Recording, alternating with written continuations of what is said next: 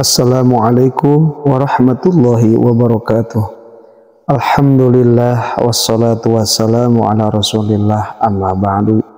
Sahabat channel BMTV yang dirahmati Allah subhanahu wa ta'ala, semoga kita semua diberikan kesehatan, diberikan ilmu yang bermanfaat, dan kita dijadikan hamba Allah yang takwa. Alangkah baiknya ikhwan fillah kita menuliskan ta'ud kepada Allah subhanahu wa ta'ala supaya kita dijauhkan dari perkara-perkara yang buruk. Ikhwan fillah yang dirahmati Allah subhanahu wa ta'ala, kemuliaan dan kesempurnaan ajaran Islam mencakup seluruh aspek kehidupan manusia, tak terkecuali urusan saat buang hajat di kamar mandi. Rasulullah SAW telah mengatur bagaimana adab dan etika saat di kamar mandi, termasuk diantaranya hal-hal apa saja yang dilakukan sebelum masuk kamar mandi, seperti mendahulukan kaki kiri dan berdoa. Kemudian saat di dalam kamar mandi dan saat keluar kamar mandi. Dalam banyak hadis sahih Rasulullah melarang seseorang diantaranya terhadap 5 hal.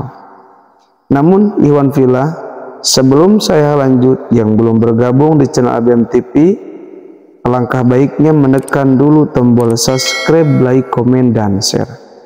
Ikhwan fillah yang dirahmati Allah subhanahu wa ta'ala, yang pertama, larangan di dalam kamar mandi adalah tidak bersuci dari buang air kecil, yang mana akan menyebabkan siksa di alam kubur. Dari Ibnu Abbas radhiyallahu anhu berkata, Rasulullah SAW melewati 2 kuburan, maka beliau bersabda, kedua orang yang ada dalam kubur itu sedang disiksa, padahal mereka tidak disiksa karena dosa besar. Adapun salah satunya karena ia tidak sembunyi ketika kencing, dan yang lainnya ia suka berjalan untuk mengadu domba, yang artinya dia tidak teliti setelah habis kencing, tidak membasuhnya hingga keadaan suci. Nah, hal ini bisa menjadikan sebab orang ini akan disiksa di alam kubur. Na'udzubillahi min dzalik. Yang kedua, kencing sambil berdiri dalam keadaan tertentu yang diperbolehkan. Ketika kita kencing sambil berdiri di dalam Islam diperbolehkan ketika ada beberapa alasan. Dari Hudzaifah radhiyallahu an berkata, Nabi mendatangi tempat pembuangan sampah satu kaum, maka beliau kencing sambil berdiri, kemudian meminta air, maka aku membawa air itu kepadanya dan beliau berwudu. Hadis riwayat Imam Bukhari.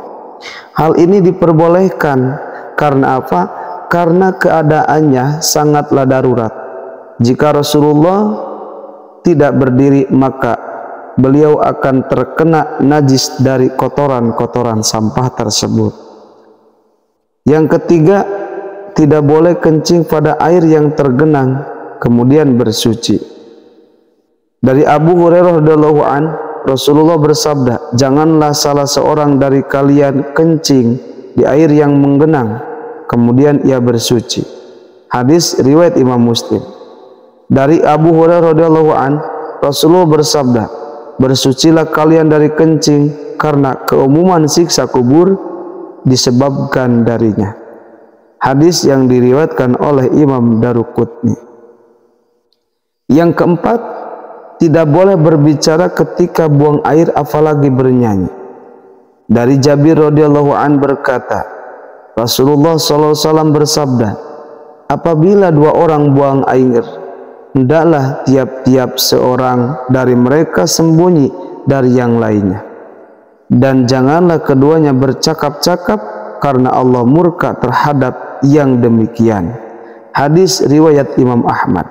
Ketika kita berada di kamar mandi, maka ingatlah di dalam hati untuk selalu berzikir pada Allah Subhanahu wa ta'ala, dan tidak boleh mengucapkan dzikir ketika kita sedang berada di kamar mandi, karena hal itu tidak dianjurkan.